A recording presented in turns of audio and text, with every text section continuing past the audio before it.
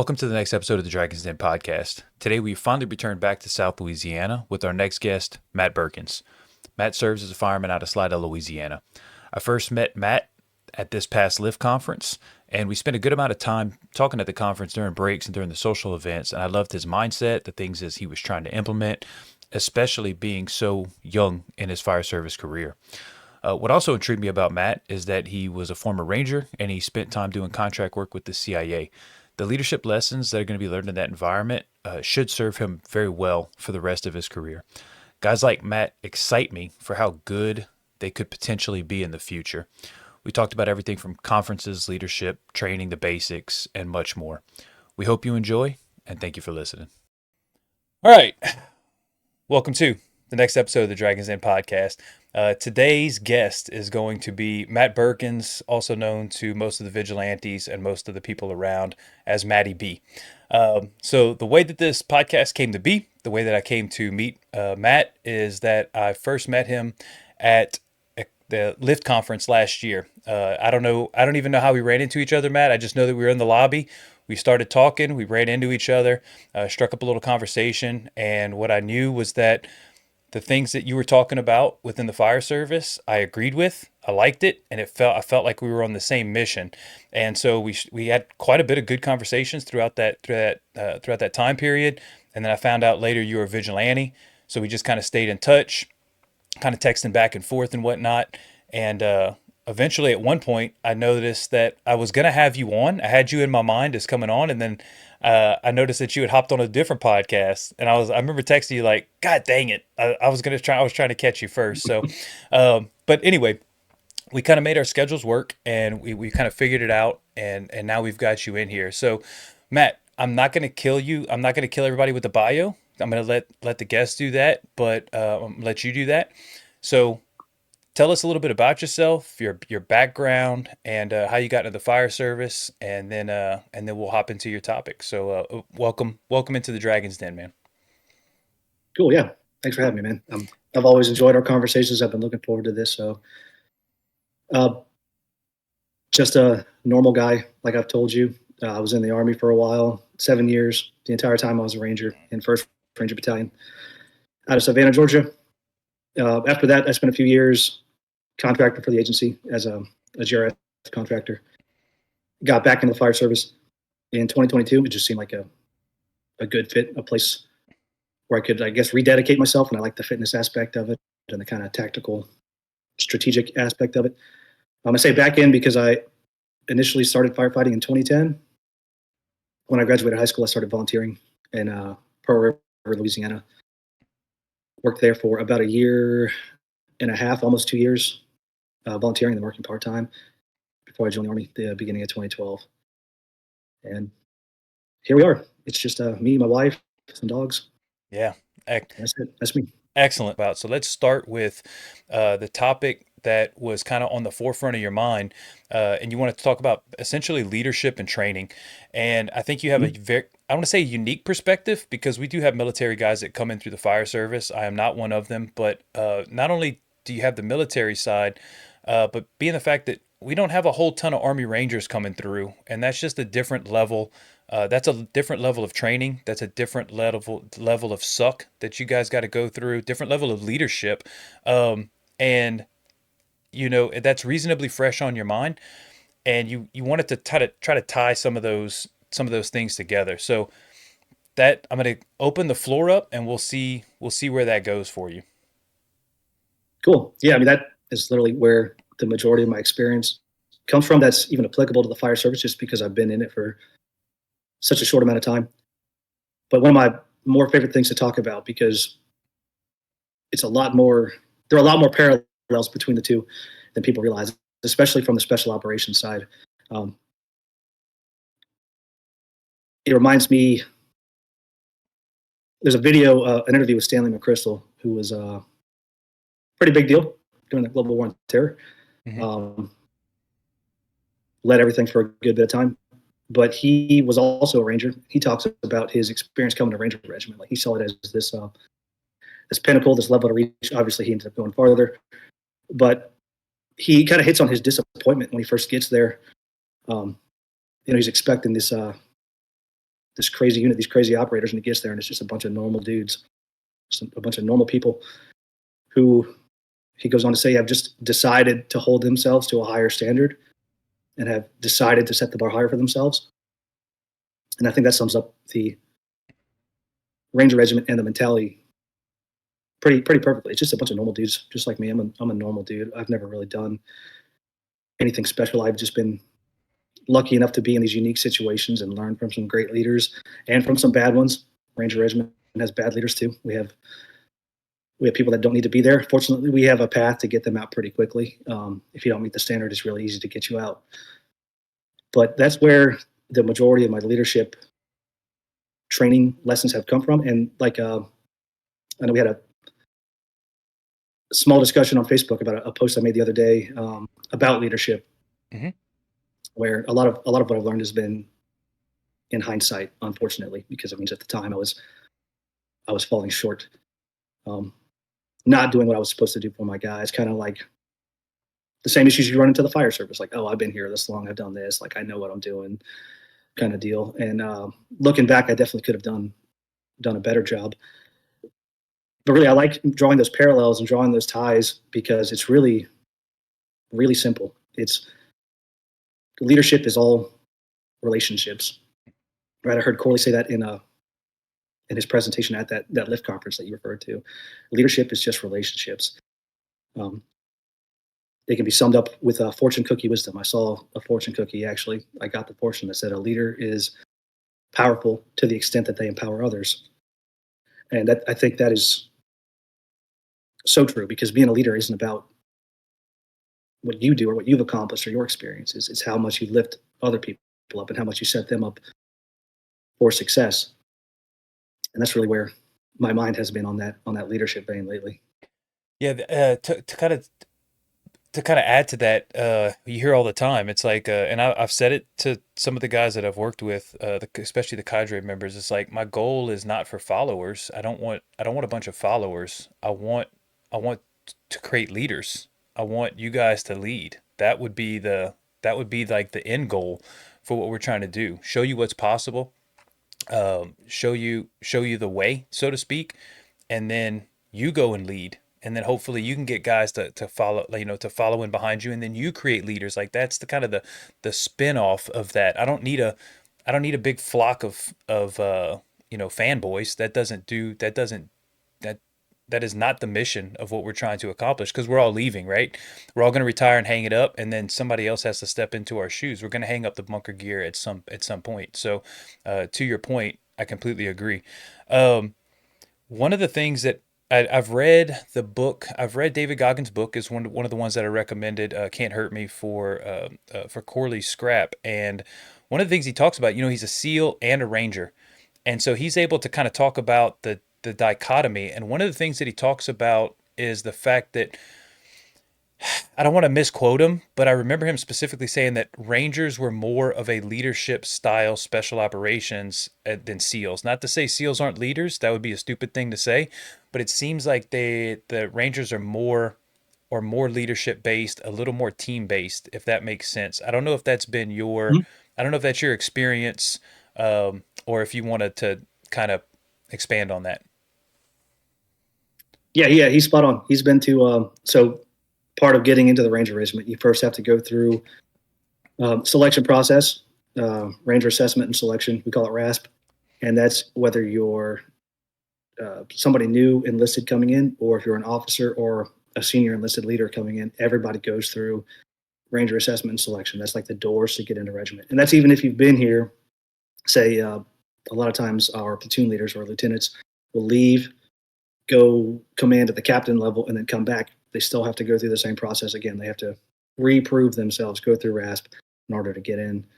So that's kind of the foundational basis of our leadership, is everybody does the same thing to get in. And then once you're in, within a certain amount of time, usually it's within 18 months, you have to go to the U.S. Army Ranger School, which is a separate course, separate organization. Anybody can go to Ranger School, which is why David Goggins, as a Navy SEAL, went through Ranger School. And that is considered like the premier military leadership school. So you have to go and pass Ranger School in order to stay in the regiment. You go, you don't pass, you fail. Sorry, that's the standard. You're out.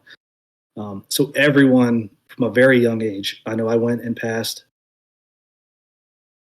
within a year of being at the regiment. So as a young 1 year new guy, everyone gets that like leadership foundation, and that's kind of built up as you go along. You're always getting opportunities to accept those leadership positions and influence others, and you're learning from these guys that have been. I mean, my first couple squad leaders had 12, 13, 14 deployments by the time I got there. Ridiculous between Iraq and Afghanistan, just a ridiculous amount of experience.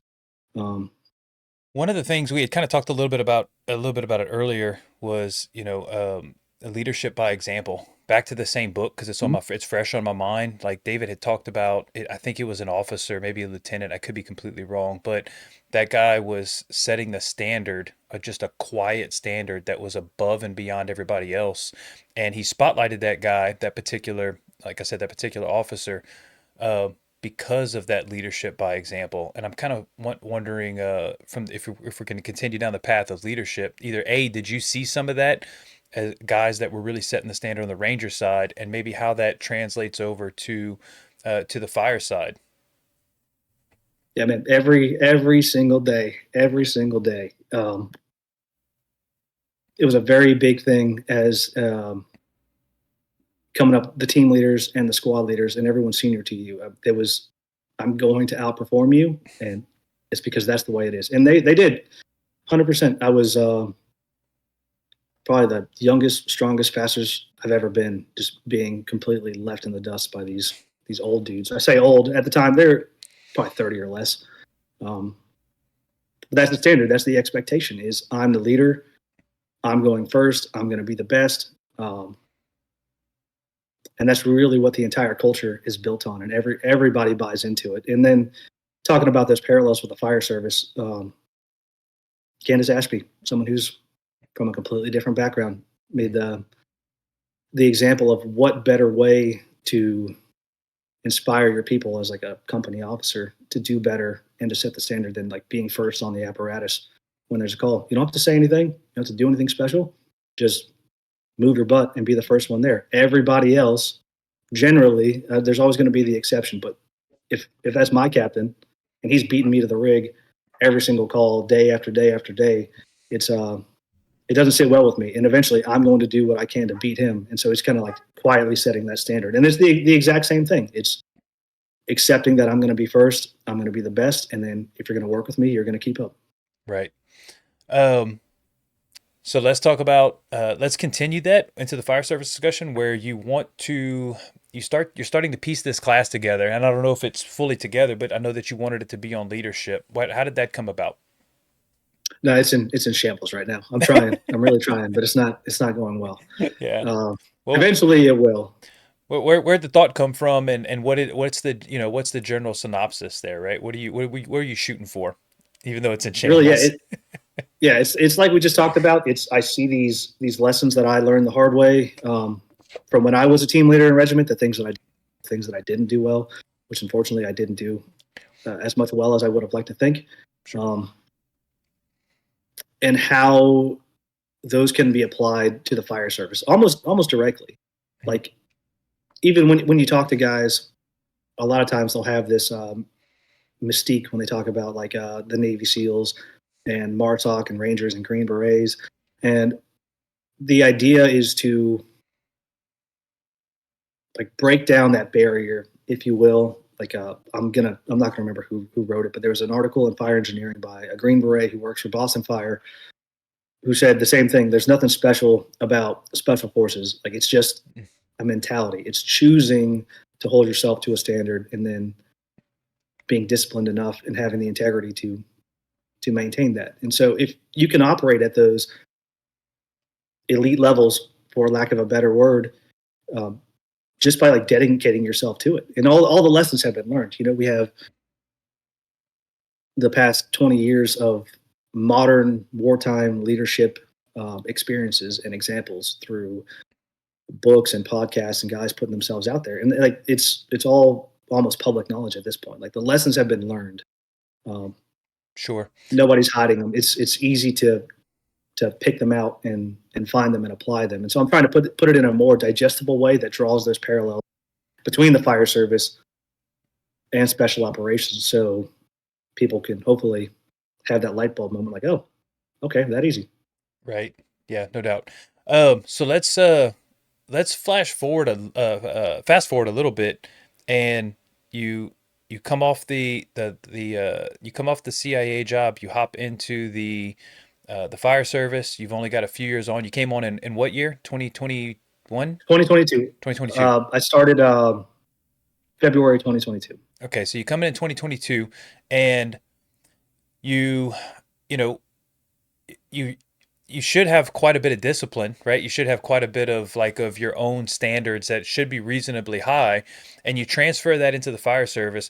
How is that received by the guys around you? Like, I'm assuming you're regimented in things like PT and things like checking your gear and whatever your work regimen is. You're trying to apply that over. How is that? Like I said, how is that? Yeah, how is that received by the guys in your orbit? Uh, for the most part, I would say pretty positive. Granted, I can't speak for my captains that I worked for, but in my mind, I feel like I made it fairly easy. Mhm. I show up on time. Once I figure out what I need to do, I do it. Once I figure out what's expected of me, I can maintain that. And just the way I was brought up my entire adult life, growing up in those organizations, it's like I have a personal standard. I want to be good at this. Nobody gets into the fire service wanting to be bad, I don't think, but I wanted to excel coming from my background.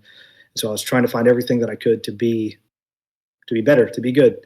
Um, so hopefully I made their lives easy in that sense. I didn't feel like I got a lot of flack, like normal.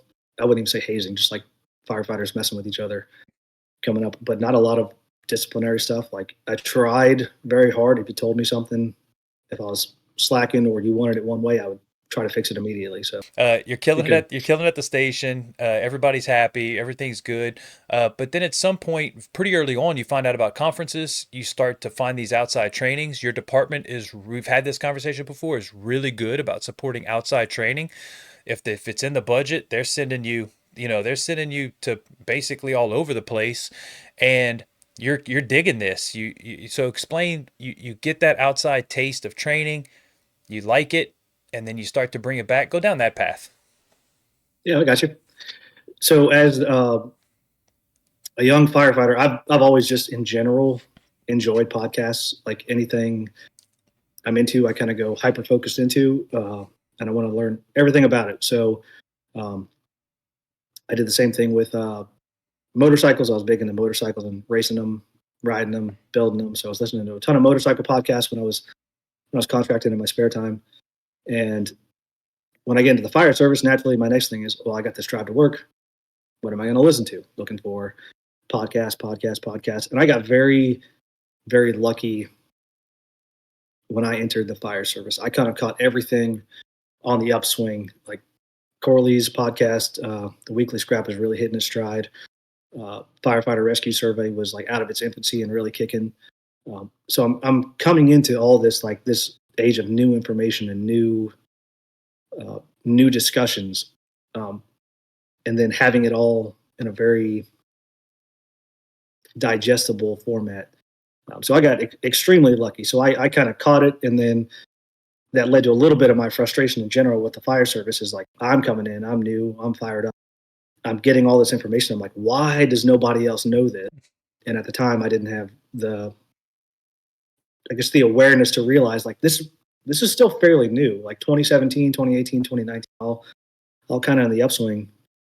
And if somebody's not into that sort of thing, like it's not going to be on their radar. So it's almost, I can't hold it against anybody for not being aware of it.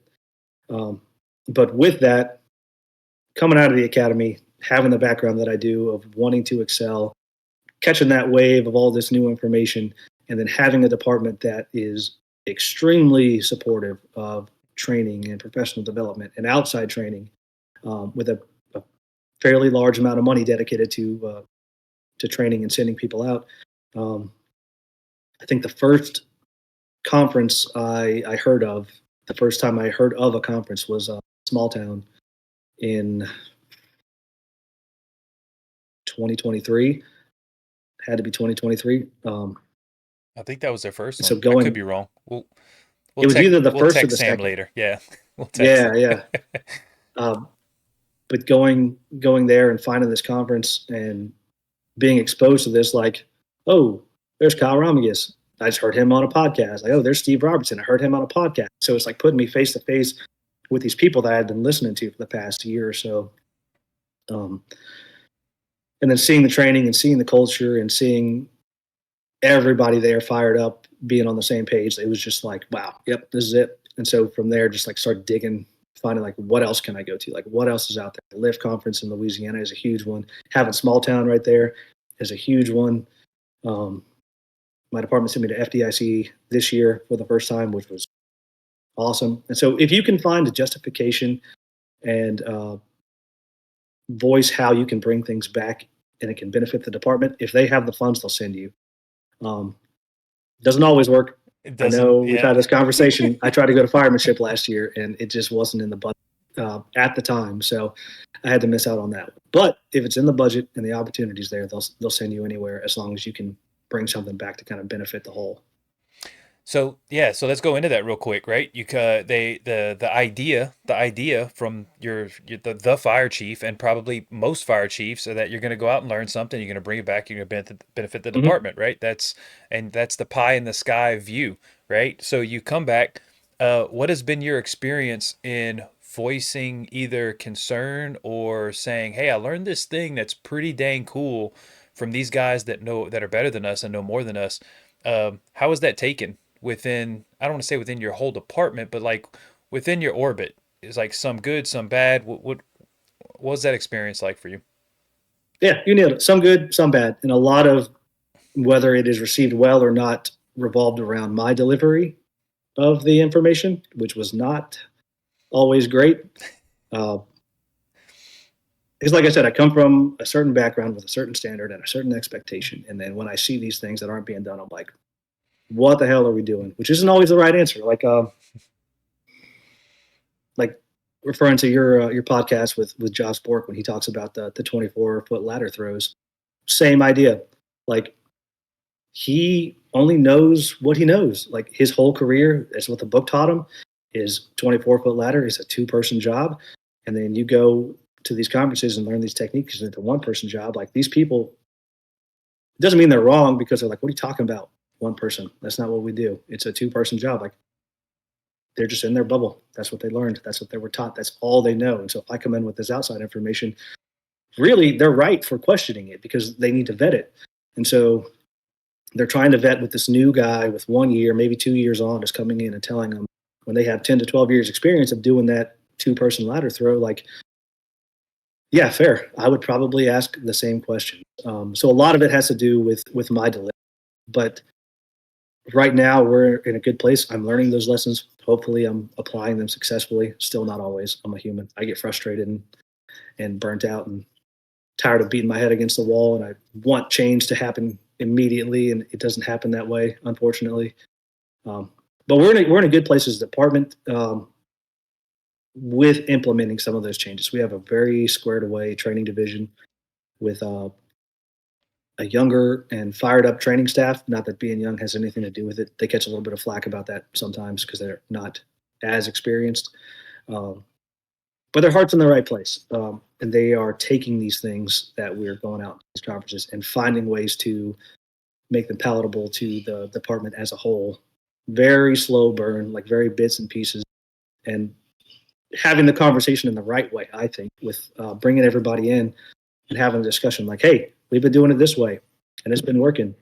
But if we try this way, it could be a little faster, it could be a little more efficient. So let's go out to the training ground and try it, and we'll just see. And fortunately, that has been really well received.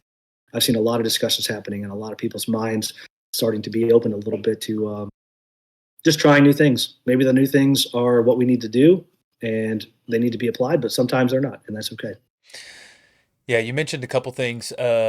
Yeah, trying new things definitely is it's going to be more of a game changer than talking about at the kitchen table. The kitchen table probably needs to start, so you're kind of prepping them. There's some background information. Here's some of the why, but actually trying the XYZ thing and getting their hands on it. 24-foot ladder throw is a perfect example. I've talked about it multiple times in this podcast. It's a one man job. People get mad about it. It's 2 man.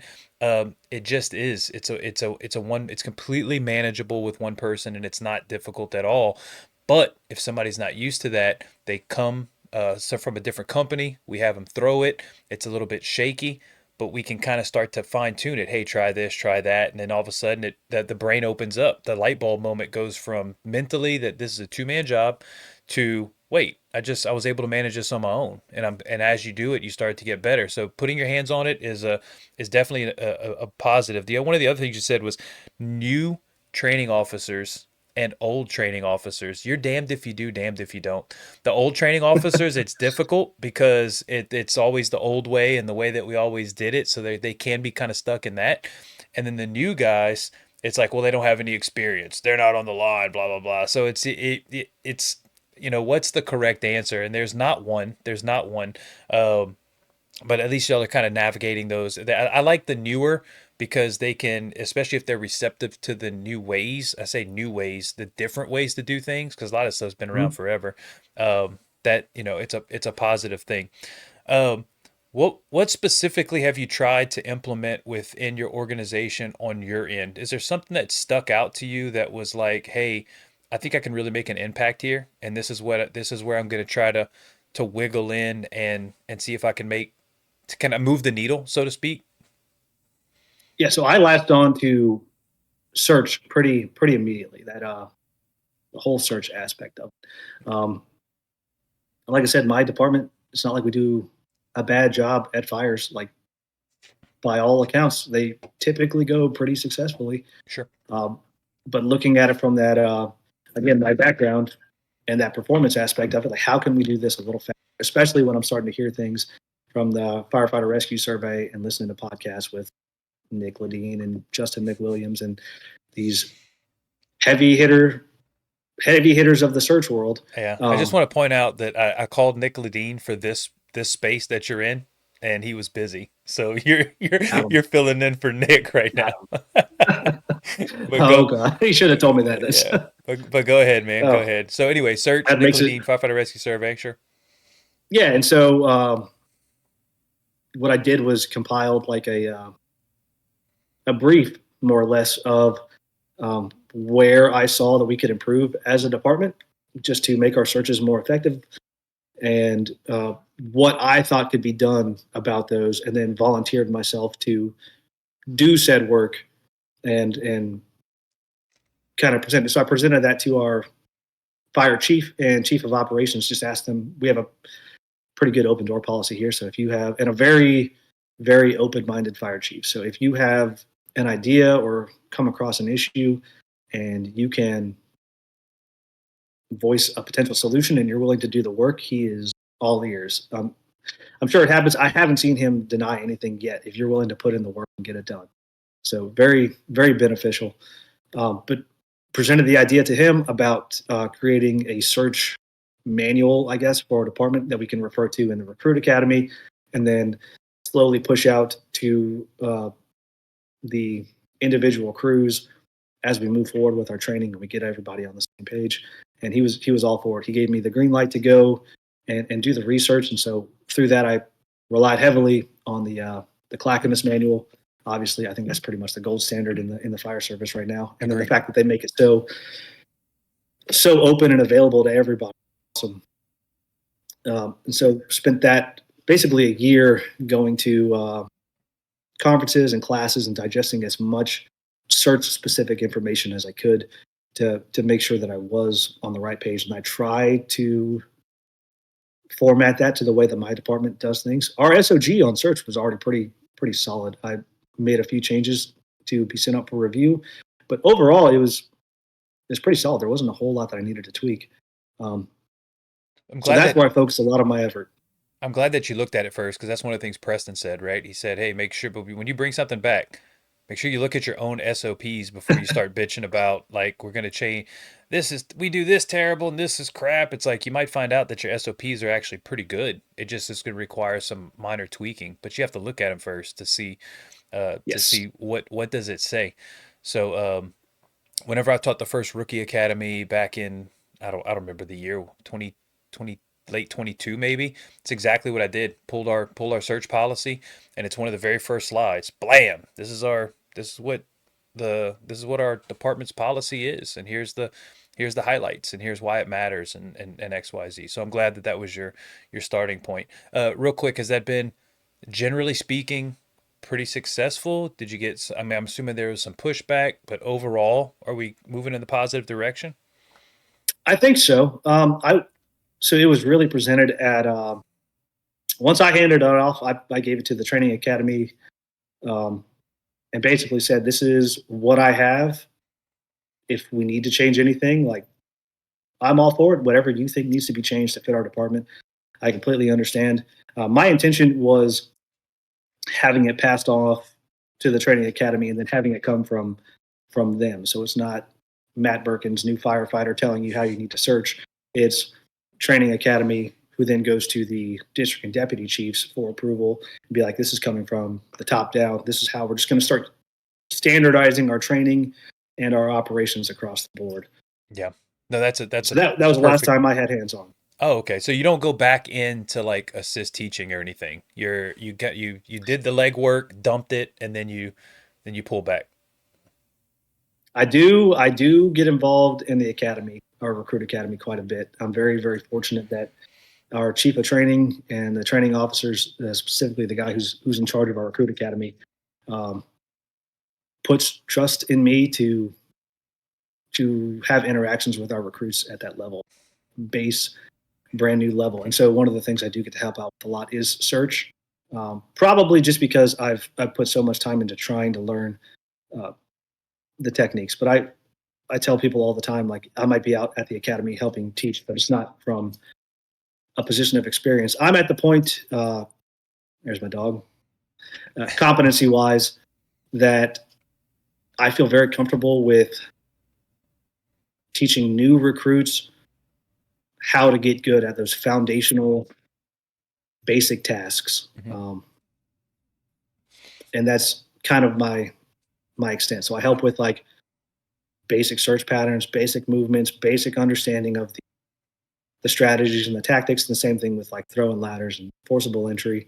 I always have to tell when I help teach forcible entry, like understand, like I've forced maybe 3 real world doors in my career, and none of them were on.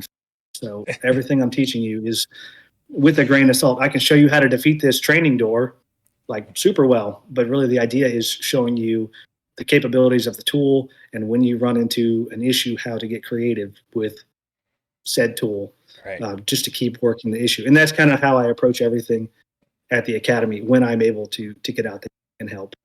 Excellent. Excellent. Um, Speaking of, you want to plug, let's plug the training event that you're going to be teaching at here pretty soon. That's what Yeah. days are what go ahead and talk about it. Yeah, that being said, I'm teaching you how to defeat door props at the Coastal Magnolia Pools. Uh, a little free training this upcoming weekend on July 26th on Saturday. It's free. They're doing some great things in coastal Mississippi and southern Louisiana with bringing people in, offering free trainings. And I have been asked to be a part of their, I guess, their training crew, their training cadre, Sure. and I'm going to be teaching forcible entry on a forcible entry door at their Yeah. training tower I on set July 26th. I set you up right there. That was a total setup. You said you weren't good at forcible entry, and then I got you to say that you're going to teach forcible entry. No, no, it's Yeah, good that you yeah. come from a point of. It's good that you come from a point of humility. I do the exact same thing when I teach search. What do I say, right? You've seen me do this a couple of times now. I said, Yep. hey guys, I don't work for Jobtown. I'm not searching, 6 buildings a day up in the Bronx. It's just some stuff that I learned at other places that I think works pretty good, and I'm going to pass that stuff along. It definitely, it's I'm not the search guru or the search expert. Here's what I learned. I want to give it to y'all. Then y'all go make it as good as y'all can make it. Right. That's kind of the same gist Hmm. that we have. Speaking of teaching, you came down and you helped. I kind of want to drift into that. You're making all these conferences, and then your things pop up on your radar, and you're like, I want to go assist with that. I want to go assist with that. How did that start? Where does that come from, generally speaking? Yeah, just the teaching and instructing side of things. I'm not necessarily new to. Like I referred to before, I was a team leader in the Ranger Regiment, and part of the responsibilities of being a team leader, I have two or three guys at any time underneath me, and my sole job is to have my team prepared for a combat deployment at any time. One in the Ranger Regiment, one comes every year. It's kind of guaranteed. At least when I was in with the global war on terror still kicking, we knew it was a matter of time. We deployed every year for about 3.5, 4 months at a time. So your job is to get these people ready, and that's training them again in basic tasks, basic marksmanship, basic weapons handling, magazine changes, basic tactics with room clearing, with different battle drills, like anything you can imagine. It Your job is to get these people ready. Like I said, I didn't always do a great job in hindsight. I should have dedicated a lot more time to it, um, been a lot more present. But I was also at the time, I thought I was a grown up. I was a kid, and they were talking about like 24, 25 years old, um, being a team leader in Ranger Regiment. I thought I had it all figured out, but in hindsight, I was a child. I was still figuring things out myself. But that is kind of what uh, led me into wanting to be involved with teaching and instructing, especially with marksmanship. When I was in the Ranger Regiment and when I got out, I fell deep into marksmanship instruction, trying to teach people how to be more efficient with uh, with shooting. Specifically, I wanted to go into teaching police officers, um, and the idea was like getting to such a high level of marksmanship proficiency that you're okay with going to your weapon very last minute, because like I'm good. I can wait until the last minute and before I escalate to that level. That was the idea. It never got that. That's what led me into, I guess, the fire service Wanting to teach, yeah, teaching teaching and training. peers. Yeah, it's just You yeah, got exactly. comfortable. You got comfortable in front of your peers, especially doing the basics. So it just naturally led to you. Hey, if I get pretty comfortable in whatever the basics are, I'm comfortable delivering this material. So it was a natural progression for you.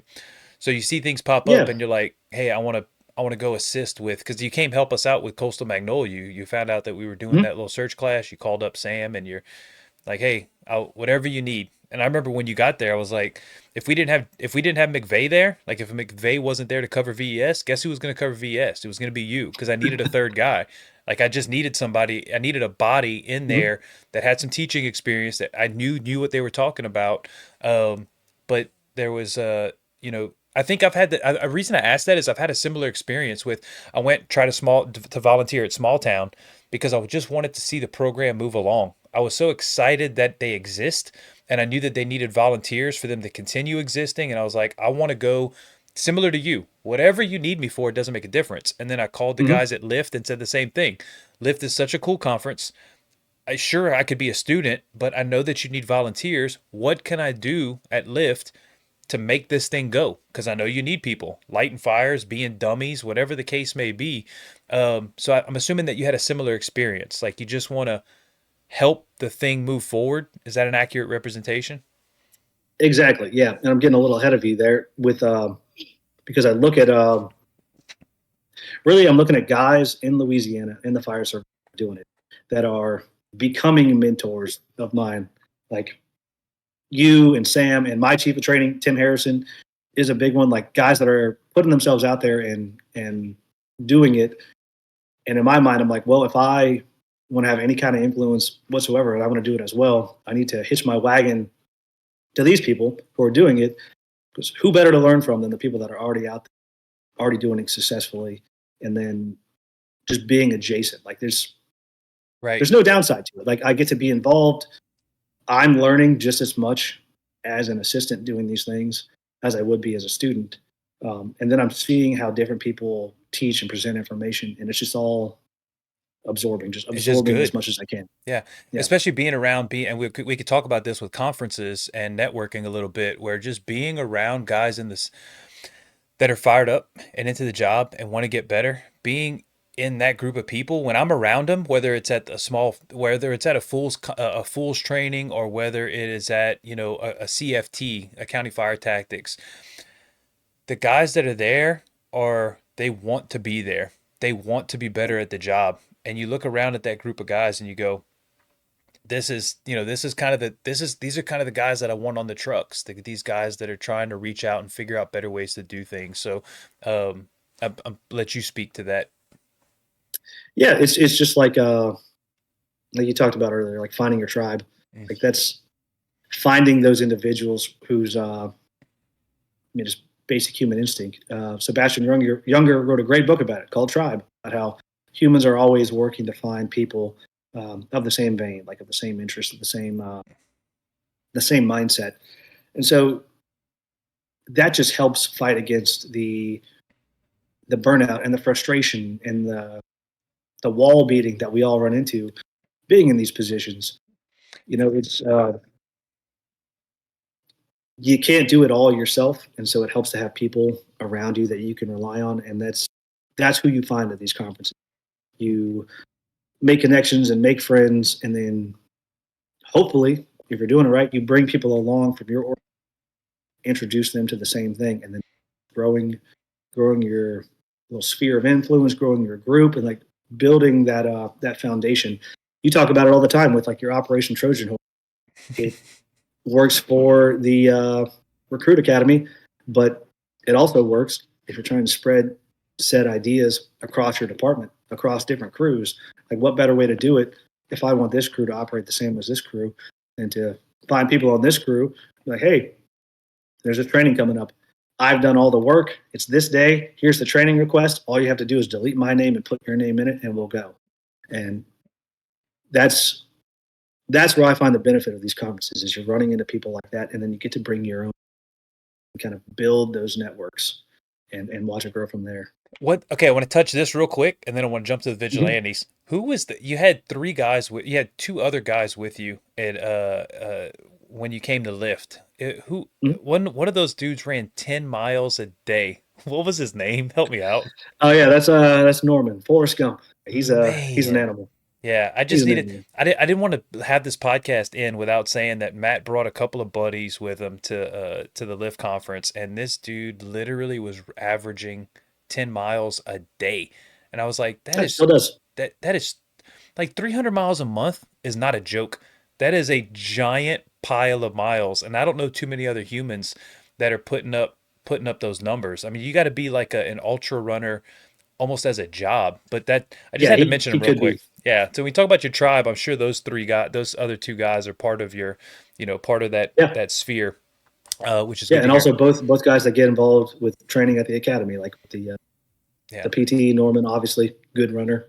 Who Yeah. better to take the recruits running than someone who can go for 10 miles without stopping? So Right. And then you also got Brian, right? yeah.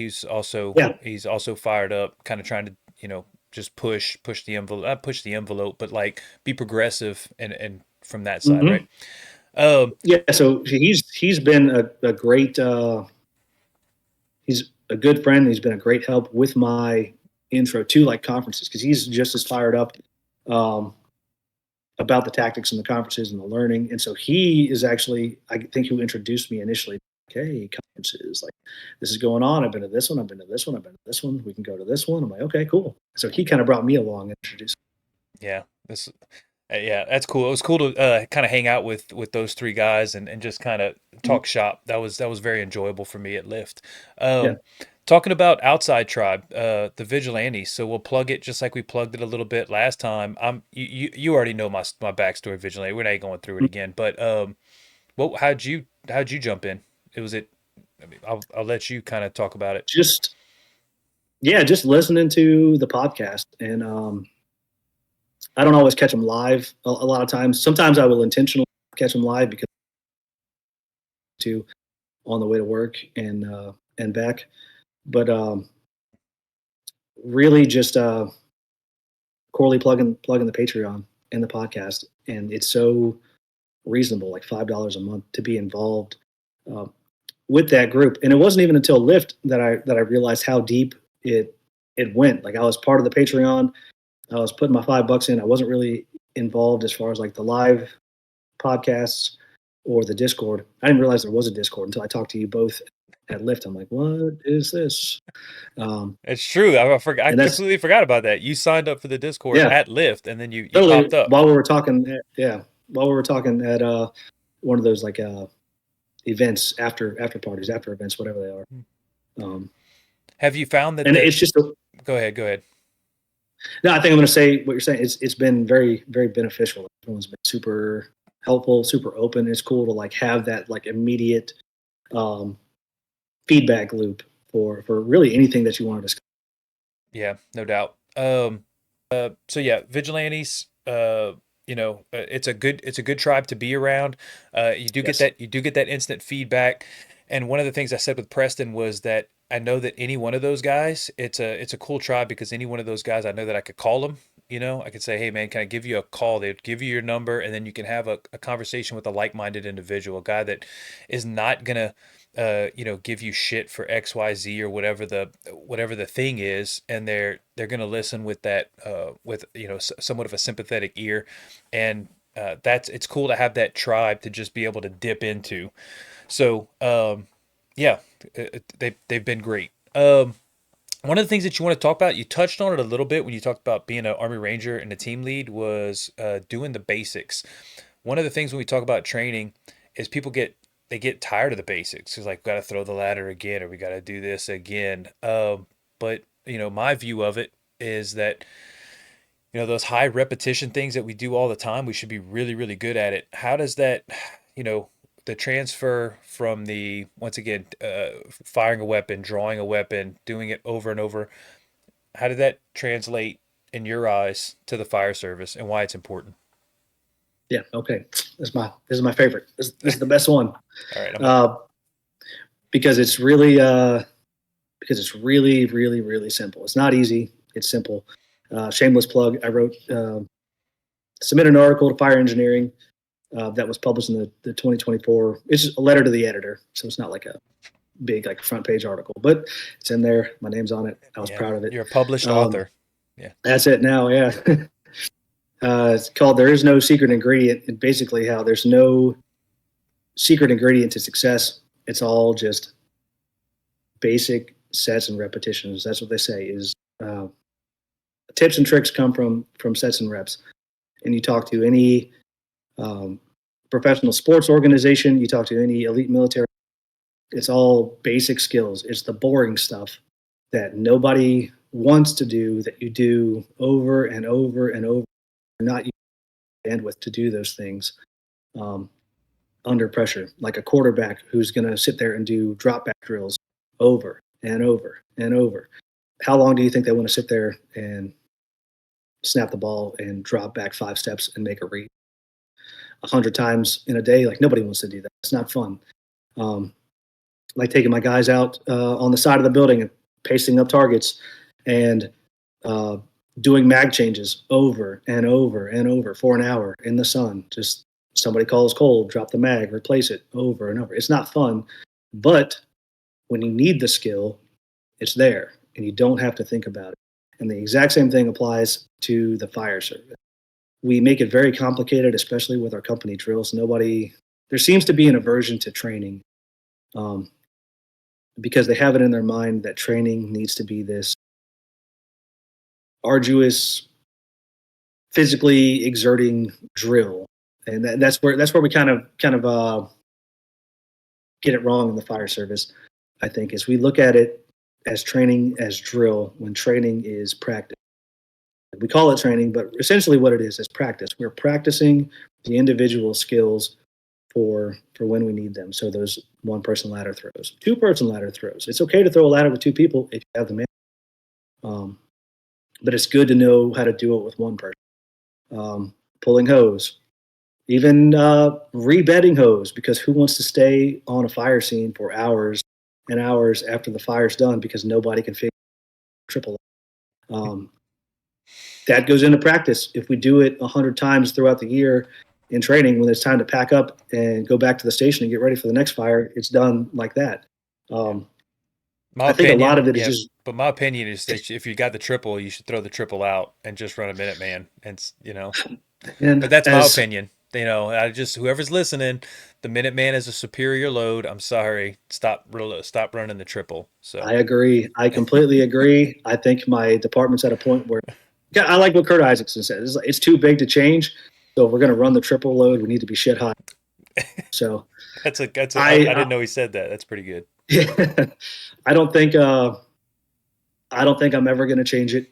Yeah, I hear you. I'm At just least giving it's you a not a hard time. battle that I It's like that I want to go down. it goes back to your point. Yeah, right now it might be a little bit too much change. Maybe several years down the road you might be able to get some leeway on it. But if you're gonna run the triple, if that's what you're committed to, then be good at running the triple. It's like old Air We need to Force be running good. the triple option or Navy. Yeah, If that's what you're gonna do, be extremely disciplined and good at that thing.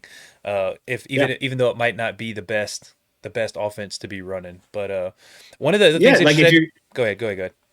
no, I was going to say if you're going to run the 200-foot triple layer preloaded cross leg, you probably need to know that you need at least 67.3 feet to extend it directly out from the truck. Which, how often do you have that? One, and how many people know that? Like people don't go down that level of nerding out with hoses and deployments, but it's an important number to know. Like round it down 67, call it 65 feet. If I don't have at least 65 feet, I immediately have to get creative with my stretch because I can't deploy this thing straight. Yeah, if you once again, if you have it, know what its limitations are, know what it's good at, know what it's not good at, and then operate around that particular thing.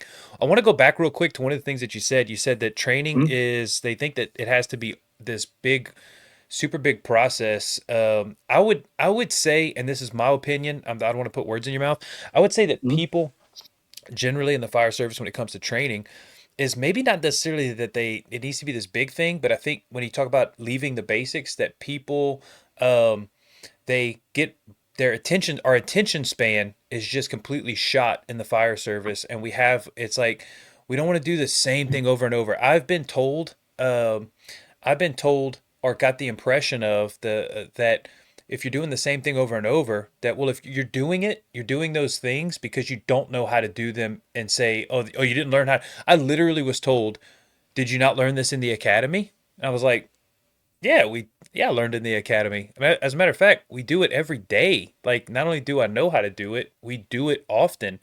But if you're doing it, it's like they think if we learned in the academy that we don't have to do it anymore. Like, you pulled hose 15 years ago, so like you should know how to pull hose. You forced a door 15 years ago, so you should know. And it goes back to what you said. I want to hit it again because it was so good Mhm. with the guys with the sports analogy. For me, is perfect. It's perfect because you got guys like the Tom Brady's or the whoever's that are so good at the game. The Tiger Woods, pick your sport, it doesn't make a difference. Kobe was one that they said before he even shot a shot in his practicing, he would do nothing but ball handling. He would grab the ball, he would do nothing but ball handling for like some absurd amount of time, like an hour or 2 hours, where he would only do that before he started shooting. And there's no life safety thing that's happening there. It's just for entertainment. But for us, we're like, oh, we got to pull the hose again, or we got to throw the ladder again. But like lives could literally make or break on that. But it's not sexy because we've done it over and over again. And I feel like in the fire service, we have to learn like this. We've got to get to almost to the sports side where you don't want to do it. It doesn't matter. You're going to do it anyway because you need to do it to where you're not even thinking about it. You can't do it. So what is the saying? It's like, don't do it till you get it right. Do it till you can't get it wrong. Like Yep, exactly. you guys did that in the military side, but we're not successful on the fire side of doing it until we can't get it wrong. But anyway, go ahead, Yeah, continue on. which is part of the which is the frustration I had, which led to the writing of said article and now the development of said class is like there's no secret to operating at those levels. Um, I mentioned the Ranger Regiment. We would typically deploy every single year. Leading up to that deployment, we called it the training cycle.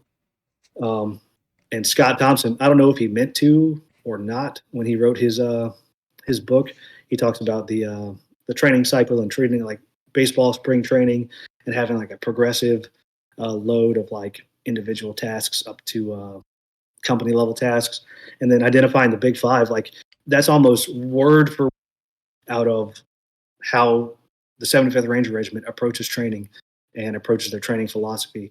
You get back from deployment, it starts individual task training. So, like as a team leader, one year I went to jump master school, one year I went to master breacher school. You go to these individual schools to hone your individual skills.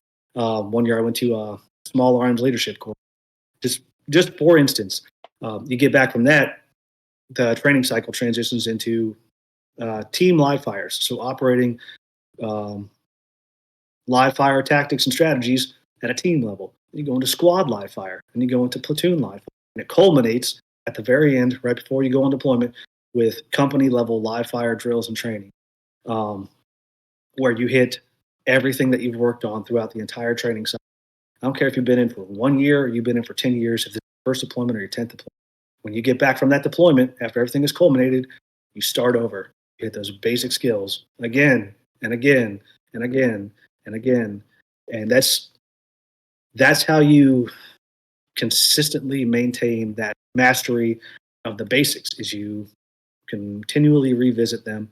And you understand that mastery of the basics is accepting that you're never going to master the basics. You can always go back and do them again and do them again.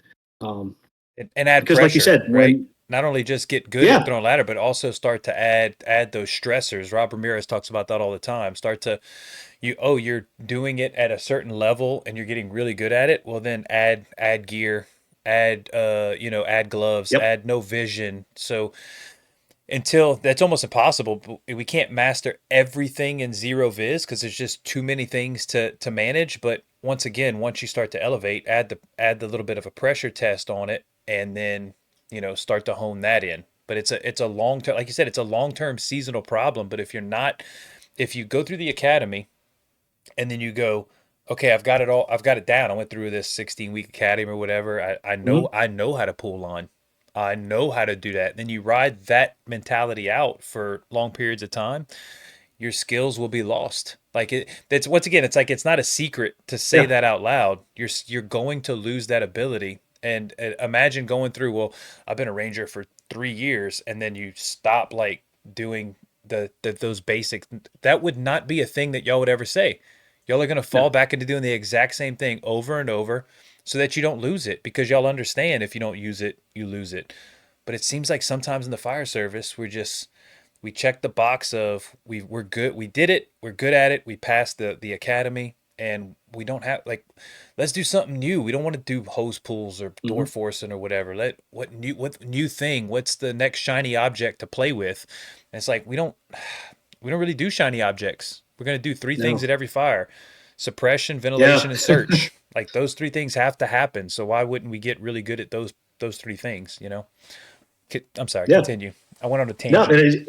it just opens up that mental bandwidth, like Rob Ramirez said, to do more things more efficiently, um, which is the idea behind like there's only basic training, there's no advanced training. The advanced training that everybody wants to graduate are still the basic tasks. I'm going to throw this ladder, like you said. Now I'm going to throw this ladder in gear. I'm going to throw this ladder in gear with time, and I'm going to throw this ladder with gear for time while the victim. And then it just progresses. But the basic task is still throwing the ladder efficiently and not getting it wrong, hopefully. Um, and Yeah. that's what I think should be the foundation of how we approach our.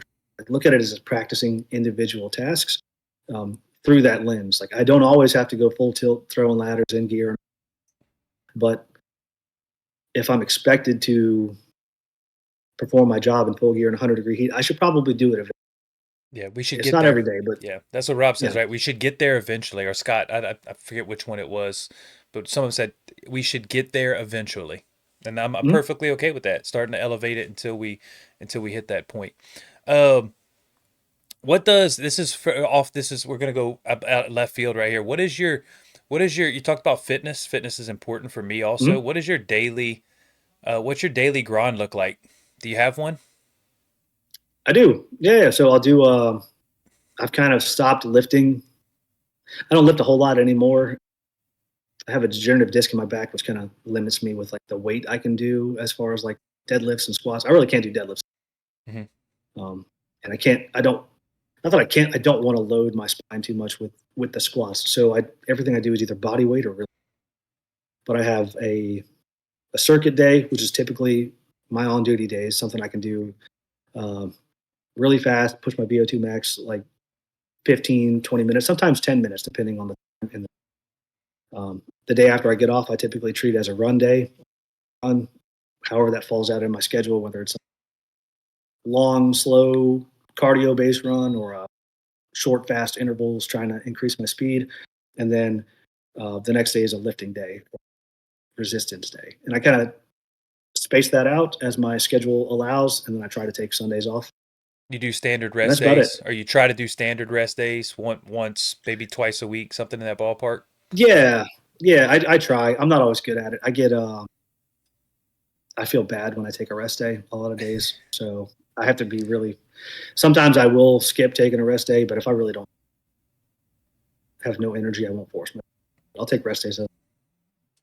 Yeah. But yeah, I try to maintain I've shifted into like a functional fitness focus. So Yeah. like building that cardiovascular base and then trying to increase my work capacity just to be more effective for what I'm doing. Yeah. Yeah. No doubt. One of the last topics is going to be culture. You wanted to touch on that, so jump in there.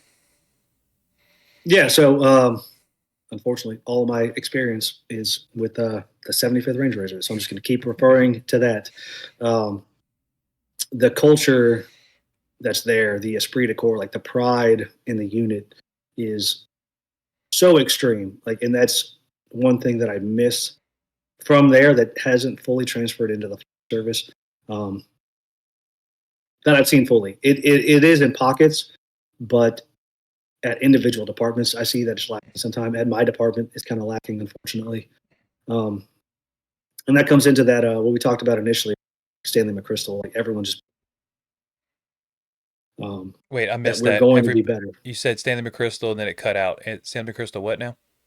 Yeah, when General McChrystal talks about how he shows up to Ranger Regiment and everyone's bought in, and that's what the unit's so great. Is they buy into the culture and they accept and fully expect that we are going to be the best direct action raid force in the military, and that's I'm obviously a little biased, but they are they fully are. Um, and so I enjoy being involved in Recruit Academy because we're getting people who are new to the fire service and departments. And at any time, the culture of our department is what we say it is. So they're coming in and we're like, listen, I don't care what anyone else does, but our culture is you're going to train, you're going to work out, you're going to maintain the standard throughout your career. You're going to run into people that might not want to do that, but that's not you. That's us. I don't want you working with me if you're not going to. And so um, I think there's a lot of value in getting the recruits early and getting our new members early in that process and setting that standard and setting that expectation. Harder to maintain once they're out uh, in the force and outside of that group academy where everyone's holding them accountable. But I think it's something that we should all strive for with our individual truck companies, engine companies, crews, shifts. I think it's vital if we're ever going to see any sort of major change in the fire service. Yeah, no doubt. When it comes to culture, Sean Duffy, I thought it was so perfect, and I didn't learn about him until I think I heard him teach searchable versus survivable at Lyft in 2022, March of 2022, and he talked about maybe 23. Either way, he's got the company, the brand, build your culture. And so we all want a great culture. Like we all want the best blah blah blah of whatever we think it should be, but that's not his message. His message is you're not just going to get that thing. The message is you are going to have to actively work and it's going to be hard and it's going to be crappy and you're going to get your teeth kicked in multiple times, but you need to build it. You have to build it. If you want it, you got to build it. And culture is, I've heard in other podcasts, I don't know if you feel the same way when cultures, they say it's a buzzword, when they Yeah. describe it as it's just what we do. Culture is what we do on a daily basis. It doesn't need to really be a describable thing. It's like, you want to know what the culture of this department is, or you want to know what the culture of this fire station is? You don't have to describe it. The guys are working out every single day. The guys are training on something every single day. The guys are eating together. They're cutting up. They're participating in the extracurriculars together. If that happens on a day in, day out basis, that you don't need to describe the culture. It just is. But you have to work to maintain it. You have to work to build it, and then you've got to work to maintain it. I will say it's a little bit easier as a company officer, because Oh, you kind of totally. set that, you can set the pace on it. But it can be done from the lower positions, especially if you're showing up like as a back step. You're showing up and you're doing these things on a day in, day out basis. Those younger guys or the older guys will look and they'll say, who do I want to be like? Who do I want to be like, that guy, or do I want to be like Matty B, who's out there killing it and training and involved in the job? And they will naturally, whether you have rank on them or not, they're going to gravitate towards the people that they want to be like. And as long as you maintain that standard, they'll hang around in that orbit. You will find your tribe within that area, but it has to be built. It's not going to be an accident. Yep. And that's tough, man. It's I haven't figured out how to have this conversation yet, but it ties back into the leadership aspect of it, where if you are that company officer and these things are happening without you, these conversations are happening without you, you find yourself constantly walking in on your guys training or walking in on these, like, it's not too late, but you need to start looking in the mirror. Uh, yeah, I can't emphasize that enough. If these things are happening without your knowledge, or you're being surprised by them happening, and the trainings and the conversations, or just sitting around watching YouTube videos about, your guys aren't taking you out, like, hey, we're gonna watch this fire on YouTube. We want to get your opinion. Like, I don't want to say it's too late, but like, you're in crisis mode. Like, you need to step your game up and do something to get involved, because the train is left without, it's rolling. I will also, It's one of the other things, that's definitely a good point. One of the other things I've seen quite frequently is, I have a driver that's fixing to get promoted to captain, and one of the things that I told him, it is critical for you, because I've seen it fail in other places, that if your guys below you ask to train on something, if they ever come to you and say, hey, can we do this? Can we search? Can we get into gear to do this? Can we force doors? It doesn't matter what it is. You have to say yes, and you need to follow through. You have Mhm. to, you can't say yes and then not do it. Hey, Cap, can we go force doors a little later at the training center? There may be a reason that you can't do it. That there's things in the day that might prevent you from driving, but to do, like, maybe it's a station drill. Nothing stopping you from doing a station drill. And if they say it and you say we will get it done, make sure that it gets done, because as soon as you don't, you lose credibility with the guys that entrusted you to uphold that particular training. I Yeah. told him that. I told him that because he's fixing to get promoted.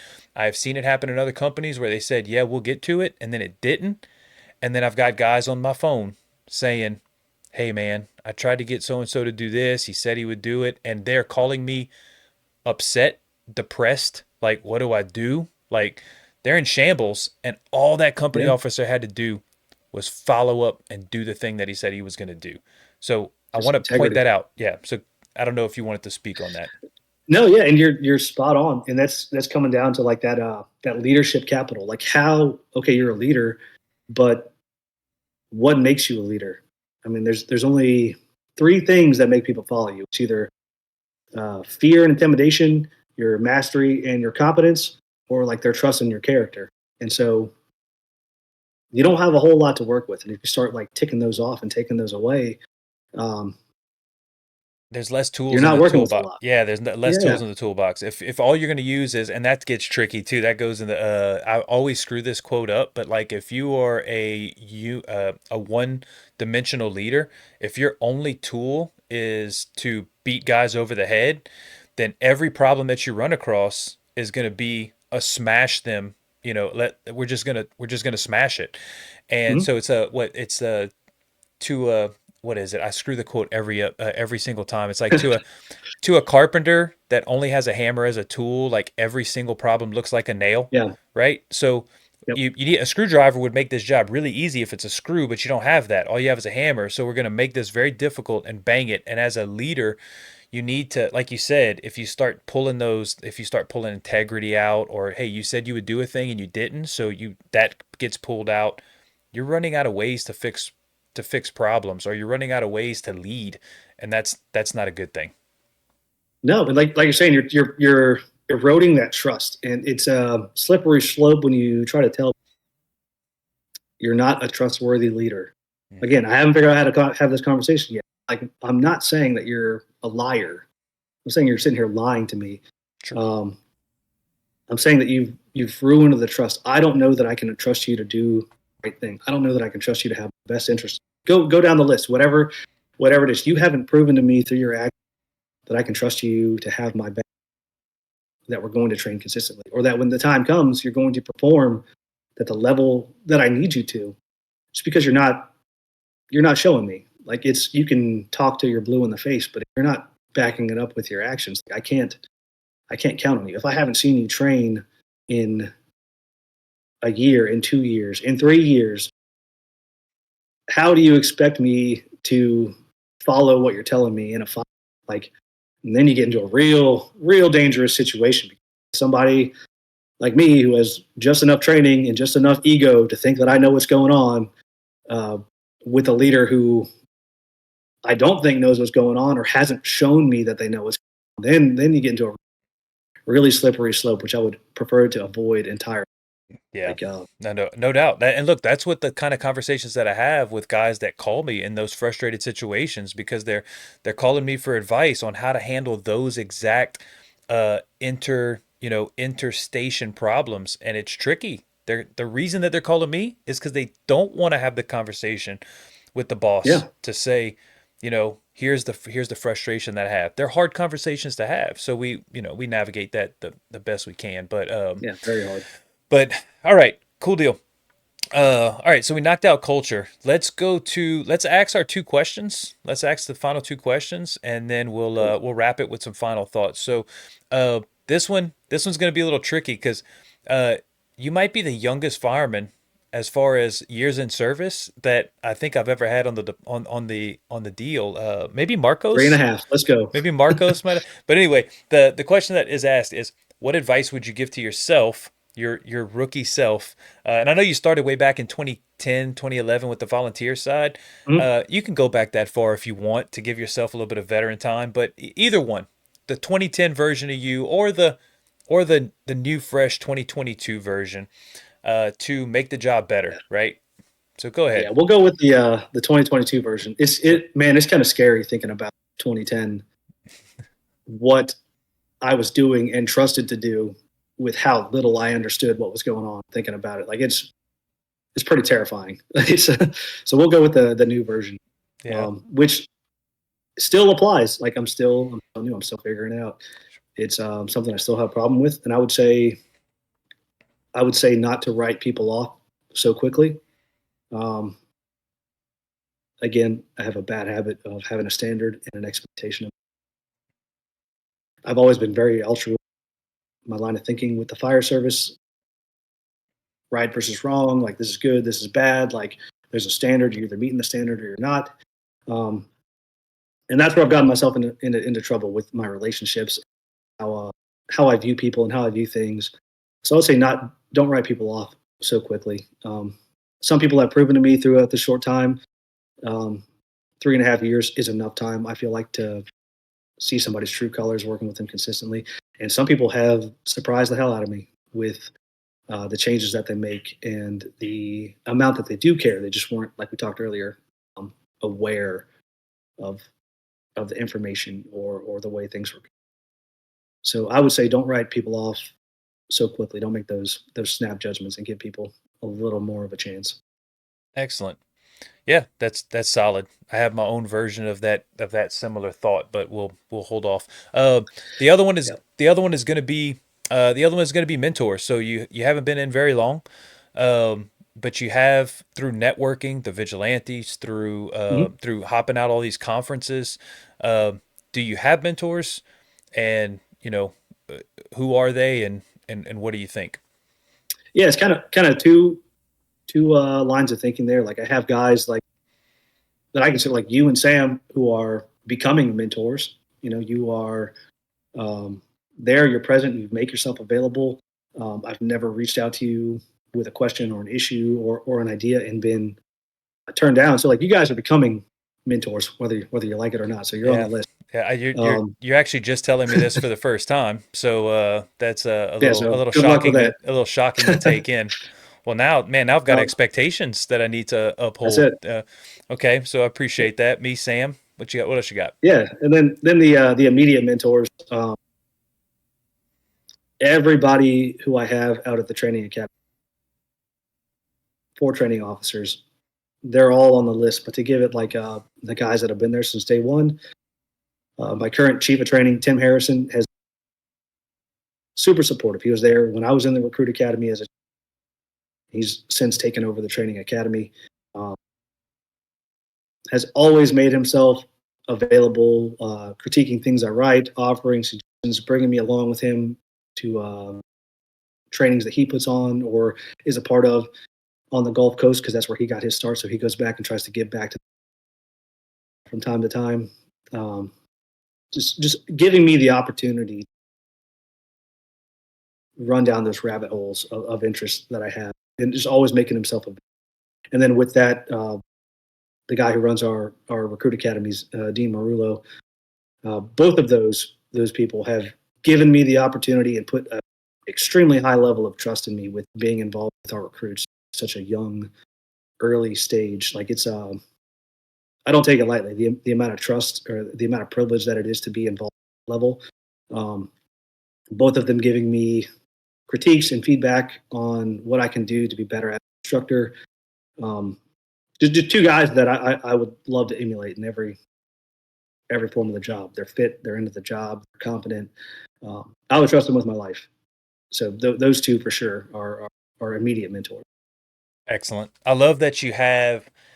See, I've said this before. I hate making it about me, but I do it too often on this podcast. Is that like I didn't have them coming in? I didn't really have like that person that I could attach myself to within my own department. It wasn't really until I understood like what a mentor is or what it should be.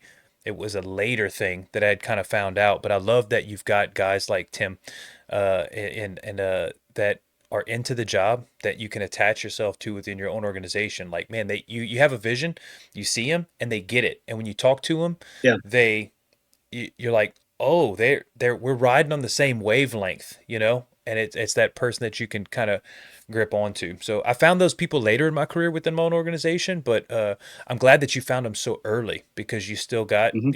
in our pension system, you got a long time ahead of you. There's a lot more. And a long way to go. There's a long way to go. There's a long way to go. So, excellent. Final. So we're gonna wrap it up with final thoughts. We've covered just about every topic, but you've got the mic before we put a bow on this thing. So go ahead, sir. Yeah. So I don't know who is going to have the opportunity to see this, but if it's anyone from my background, similar background to mine, like military or special operations, um, I would hope that they consider the fire service as a potential career path. If 20 years in the military isn't for them, it's just such a rewarding career, and there are so many aspects of it that, like we said before, directly parallel to the experiences I've had, whether it's leadership lessons or training lessons or the physicality of it. You can go down the physical fitness side of it. There's just so many places to excel and to go down a rabbit hole. Um, I hope we get more people like that self interest, like my own biases and personal. If more Rangers get into the fire service, I would love it. More Navy SEALs, more Green Berets. I think it's nothing but good things. The guys, what they can offer uh, to this profession with their mindset and their experiences. Um, And that's really my final thoughts, I guess. Yeah, more military, get more military, more special forces into the fire service. I'm all for it. I'd like to work with you. I'd want you on my truck. I'll tell you that. So, all right. So that is going to wrap the 21st episode of the Dragons Den podcast. Matt, I appreciate you, like Corley says, spending your evening with me, and I appreciate the time. And if anybody wants to reach out to you, if anybody's like, "Hey, I liked what Matt said on the podcast," how do they get a hold of you in order to maybe throw some stuff and bounce some stuff off of you, ask you some questions? Yeah, absolutely. Feel free to contact me. I'm on Facebook. I'm on Instagram.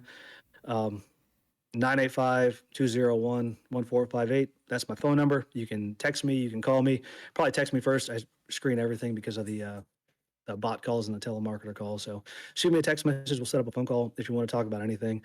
Like you say all the time, Chris, like if I have anything I can give you, it's yours. No questions asked. So, Yeah. yeah, please reach out to me. I love talking about this stuff. I love talking shop. I love having these conversations. So I'm always open. Excellent. All right. Matty B, I appreciate your time once again, and stay in touch. I'll see you on the other side, right? Yeah, thanks, man. Later, brother.